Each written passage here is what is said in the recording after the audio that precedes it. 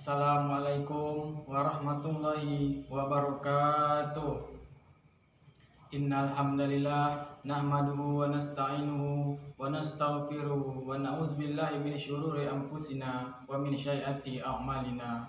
May yahdihillahu fala mudhillalah wa may yudhlil fala hadiyalah. Asyhadu an la ilaha illallah wahdahu la syarikalah wa asyhadu anna Muhammadan abduhu wa rasuluh allazi la nabiyya ba'da amma ba'du. Pada langkah yang pertama, setinggi puji dan sedalam syukur, marilah sama-sama kita ucapkan atas kehadiran Allah Subhanahu wa taala yang telah memberikan kepada kita beribu-ribu nikmat, mulai dari nikmat yang terkecil hingga nikmat yang terbesar. Maka lantas dan patutlah kita untuk mensyukuri nikmat yang telah Allah berikan kepada kita. Apa kata Allah? La in syakartum la azidannakum. Apabila engkau bersyukur atas nikmatku, maka akan aku tambah nikmat tersebut. Tetapi apabila sebaliknya, wala in kafartum inna azabi lasyadid. Apabila engkau kufur atas nikmat yang telah aku berikan, maka ingatlah azabku sangat pedih. Selawat dan salam tak bosannya kita mengirimkan kepada roh baginda Rasulullah Sallallahu Alaihi Wasallam, karena beliau telah mengangkat derajat umat manusia dari alam kebodohan hingga kepada alam yang terang benderang yang dapat kita rasakan pada saat sekarang ini. Pendek kata, minaz zulumati ilan nur. Maka wajiblah kita mengucapkan selawat kepada beliau, yang selawat tersebut ringan dalam ucapan tetapi berat dalam timbangan, yang berupa doa Allahumma sholli ala Muhammad wa ala ali Muhammad. Semoga dengan sharingnya kita berselawat kepada beliau semoga kita mendapatkan syafaat di yaumil akhir kelak. Kaum muslimin rahimakumullah. Pada kesempatan kali ini saya akan menyampaikan ceramah yang berjudul Bahaya Hasad. Hasad sering kita sebut dengan iri atau dengki, merupakan suatu perbuatan yang sangat tercela, suatu perbuatan yang hampir semua orang memilikinya. Imam Al-Ghazali membagi hasad menjadi dua tingkatan. Tingkatan yang pertama, ketika pada diri kita tidak senang atau tidak suka melihat orang lain mendapatkan nikmat dari Allah Subhanahu wa taala, sehingga ada keinginan pada diri kita untuk menghilangkan nikmat yang ada pada orang tersebut. Tingkatan yang kedua, suatu keinginan yang ada pada diri kita untuk mendapatkan nikmat dari Allah Subhanahu wa taala serupa dengan nikmat yang didapatkan oleh orang lain. Tetapi tidak ada niatan atau keinginan kita untuk menghilangkan nikmat tersebut dari orang lain. Atau hal ini sering kita sebut dengan ghibah.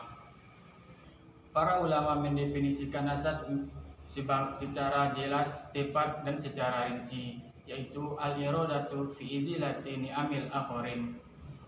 Jadi hasad ini sangat bahaya sekali. Apabila hasad sudah ada pada diri kita, maka semua usaha atau pekerjaan yang kita lakukan semata-mata untuk menjatuhkan orang lain atau untuk menghilangkan nikmat dari orang lain. Apabila hasad ini selalu tertanam pada diri kita, maka kita tidak mementingkan diri kita sendiri, tetapi kita selalu mementingkan orang lain. Kita tidak suka melihat orang lain mendapatkan nikmat dari Allah Subhanahu wa taala. Rasulullah Shallallahu Alaihi Wasallam melarang kita untuk melakukan perbuatan hasad, karena hasad dapat menghapuskan segala perbuatan atau segala amal-amal kebaikan kita, menghapuskan segala amal-amal kebaikan kita. Sebagaimana hadis Nabi Muhammad Sallallahu Alaihi Wasallam yang diriwayatkan oleh Imam Abu Dawud dan Al-Baihaqi, iyyakum wal hasada, jauhilah olehmu perbuatan hasad, fa innal hasada ya'kulul hasanat, karena sesungguhnya hasad tersebut dapat menghapuskan segala amal-amal kebaikan kita, dapat menghapuskan segala amal-amal kebaikan kita. Kama ta'kulun narul hatab, seperti api yang membakar kayu. Kaum muslimin rahimahumullah, kita ketahui ketika api sudah membakar kayu, maka kayu tersebut secara cepat akan hilang, kayu tersebut secara cepat akan hangus, kayu tersebut secara cepat akan menjadi abu. Begitu juga dengan amal kebaikan kita. Apabila hasad sudah ada pada diri kita, maka seluruh amal kebaikan kita akan hilang secara sirna. Dalam Al-Quran, Allah Subhanahu wa Ta'ala melarang kita untuk berbuat hasad. Allah Subhanahu wa Ta'ala menegaskan bahwa sikap hasad ini sangat buruk sekali. Allah Subhanahu wa Ta'ala berfirman dalam Al-Quran, surat Al-Falaq ayat 5. A'udzu billahi minasyaitonir rajim. Bismillahirrahmanirrahim. Wa min syarri hasidin idza hasad. Dan dari kejahatan orang-orang yang dengki apabila ia dengki. Kaum muslimin rahimakumullah.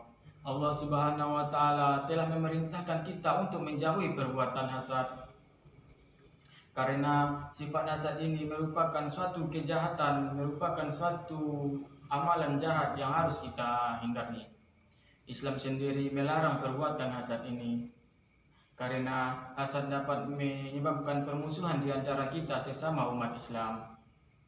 Sebagai contoh, ketika dua putra Nabi Adam alaihissalam yang bernama Habil dan Qabil, ketika keduanya mempersembahkan kurban, tetapi Allah hanya menerima kurban dari salah satu mereka, yaitu kurban dari Habil.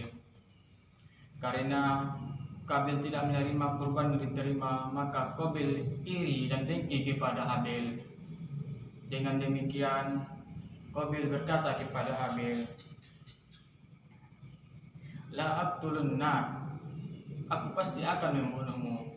Tetapi dengan tenangnya Qabil berkata, "Innama yataqabbalallahu minna muttaqun." Sesungguhnya Allah hanya menerima kurban dari orang-orang yang bertakwa. Jadi dari kisah tersebut dapat kita simpulkan bahwa hasad ini sangat bahaya sekali. Hasad ini dapat memecahkan persaudaraan di antara kita. Meskipun kita bersaudara, tetapi karena adanya hasad dalam diri kita, persaudaraan itu akan musnah secara tiba-tiba.